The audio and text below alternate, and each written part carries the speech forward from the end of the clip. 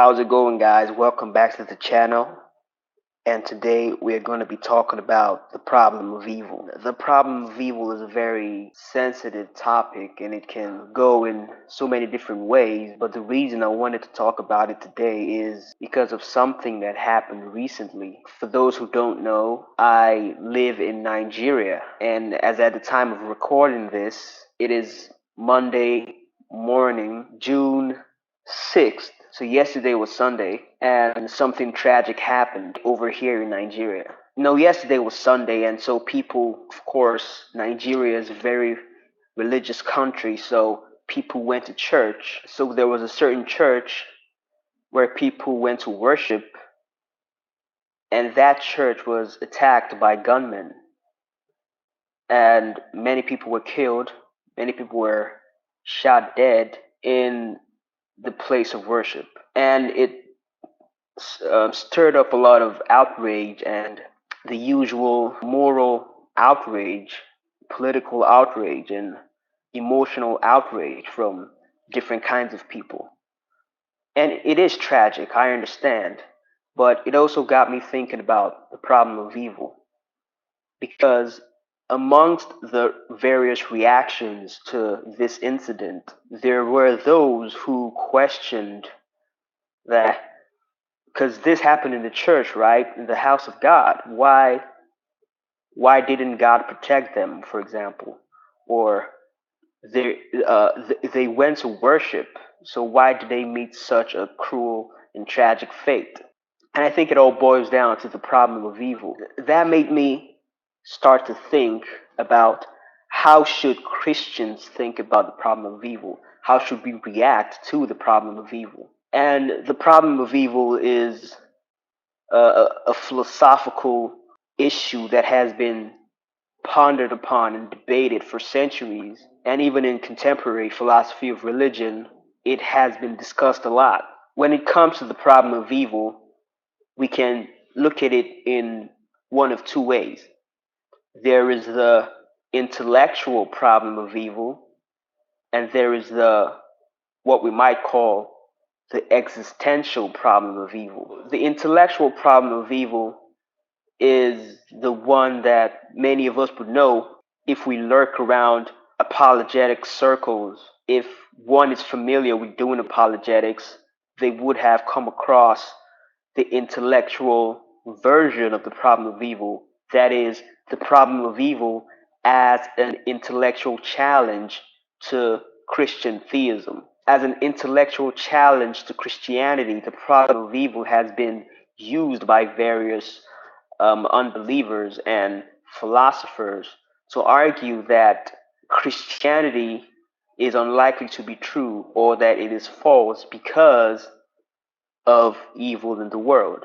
And there are many ways the argument is formulated. Both there's the logical problem of evil and there's the more inductive types of the argument from evil. But we don't need to get into all the details. Perhaps we can do that in another video. But what I want to point out is the intellectual problem of evil can be addressed, right? It has been addressed in various ways by various Christian thinkers. What we want to say to the intellectual problem of evil is that there is no intellectual problem of evil.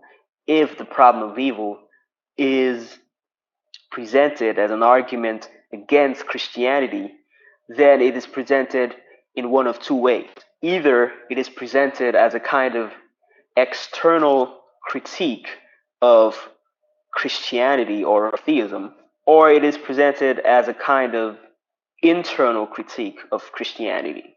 If it is presented as an external critique, if it is presented as an external critique of Christianity, that is to say, evil exists, therefore God does not exist, the straightforward reply to that is that one cannot make sense of moral judgments, including moral judgments about evil, apart from a Christian theistic philosophical system. Now, of course, a lot of atheist philosophers would find that a very highly controversial claim, but that is not the point. That is the answer to the intellectual problem of evil construed as an external critique. We could get into the details about how morality and judgments about good and evil do not make sense apart from Christianity with the unbeliever. But perhaps that is a subject for another video. But that is a straightforward reply to the external critique variation of the intellectual problem of evil. If the problem of evil is presented as an internal critique, that is to say that within the framework of the Christian worldview, belief in the existence of evil and belief in the existence of a loving God are incompatible. That is to say, there is some logical or internal inconsistency with believing both that God exists and that He is loving and omniscient and omnipotent. There is logical inconsistency with believing that and believing that there is evil and suffering in the world. But once again, the straightforward reply to that is to say that there is no internal inconsistency. The biblical conception of evil and the biblical conception of God are perfectly compatible, and the onus is on the unbeliever to show that there is some logical inconsistency when evil and God are understood in the biblical way. That's the basic reply to the internal critique variation of the intellectual problem of evil. And of course, there are various things that can be said to that, but the apologist can obviously get into the details and flesh out his reply more. If the Christian can say all this, then there is really no intellectual problem of evil. The problem of evil does not present a kind of rational basis for doubting the claims of the Bible. From a rational standpoint, from a logical standpoint, the problem of evil does not pose an intellectual challenge to Christianity. But there is still a variation of the problem of evil that Christians need to grapple with, and that is the existential problem of evil. You see, the existential problem of evil is a bit harder to deal with because it has a psychological and an emotional and a motivational aspect to it. The existential problem of evil is concerned with how, as human beings, we can make sense of all the evil and suffering we experience in the world. What can we say about it? And what solution can we provide to the problem of evil? And now, the existential problem of evil is not just limited to the Christian. Even the atheist, even the naturalist has to grapple with the existential problem of evil. Because evil is real and we experience various forms of evil and suffering in the world on a daily basis. What kind of explanation can be provided for the evil we experience? And that's where the Christian can appeal to the Bible, because the Bible has provided everything we need to know in order to make sense of the problem of evil in terms of our experience. Because the Bible tells us that God created the world and He created man, but man fell into sin. And so, from a biblical standpoint, the reason that there is evil in the world, the reason that there is so much suffering in the world, is because of sin. Because sinful men have abandoned God and His word and His legislations, they continue to live in sin and propagate evil and suffering in the world. And God has already provided the solution to the problem of evil from a scriptural standpoint. And the solution is Christ and the gospel.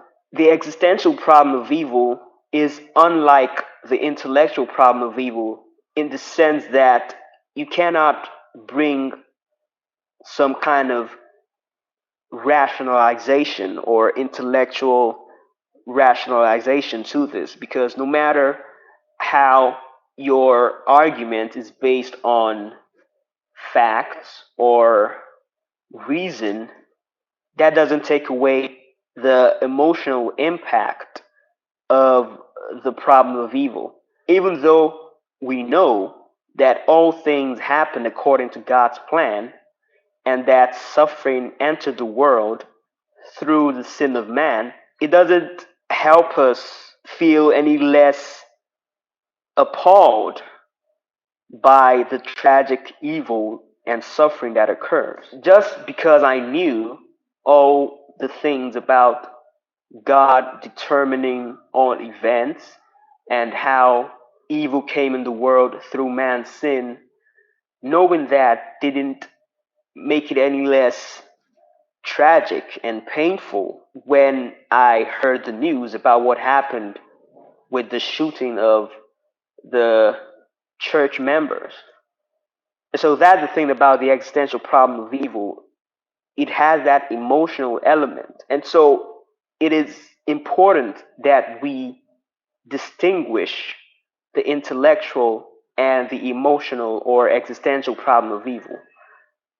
Because it seems that a lot of the time, because of the emotional weight behind instances of evil and suffering, people confuse that for the intellectual force of the intellectual problem of evil.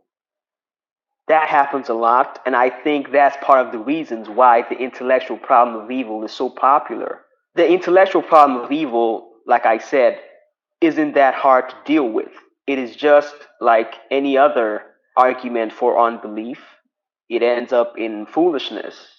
That doesn't mean we shouldn't take it seriously, but at the same time, if the apologist stands firm on the teachings of Scripture, he would be able to answer the intellectual challenges of the problem of evil. However, the existential problem of evil is a bit different because of the emotional force behind it. And even Christians can sometimes, perhaps even doubt their faith because of all the evil and suffering they experience in the world. But at the same time, the Christians have to remember that God is sovereign over all things, and that the evil in the world is part of his plan, and that he has provided a solution to the problem of evil, which is Christ and the gospel. Anytime we experience some tragic evil that happens in the world, we have to remember that the root cause is sin, and that the solution to sin is the gospel. And so the solution to the problem of evil is to go out and preach the gospel, to evangelize, and to create a cultural revolution by spreading the gospel. Because if all men are saved, if all men live according to Christ and emulate Christ, there would be no evil in the world. And that is what we as Christians have to do. We have to work and go out there and preach the gospel, because that is the only way to fight against all the evil in the world. You see, the unbeliever, the atheist, the naturalist has no solution to the existential problem of evil. For him, he cannot think of evil the way the Christian does. He has to think of evil as some kind of byproduct of a chance world. The evil we experience in the world is just some accidental feature of the way the universe works, if atheism is true. So, from an existential standpoint, the atheist cannot provide any cogent way for we as humans to deal with evil. He provides no hope that evil would pass away. For him, evil is not something of significance. It is as significant as the buzzing of a fly. And so it is the Christian and the Christian worldview that has a solution to the problem of evil that actually takes the problem seriously. If you're an atheist, there is no reason to take the problem of evil seriously, because at the end of the day, you have no eschatology that makes sense of moral outrage and a motivation to deal with evil and suffering in the world. The correct response to evil on an atheistic scheme is indifference. Because the universe is indifferent to evil, there is really no rational motivation for humans to strive to make sense of or even eradicate evil. But we can pick this up another time. In essence, there is a difference between the intellectual and existential problem of evil. The intellectual problem of evil can be addressed by the Christian, and the existential problem of evil must be grappled with, but at the end of the day, a solution has been provided, which is Christ and preaching the gospel. That is what I wanted to share with you all today. Thanks for watching. Please like and subscribe.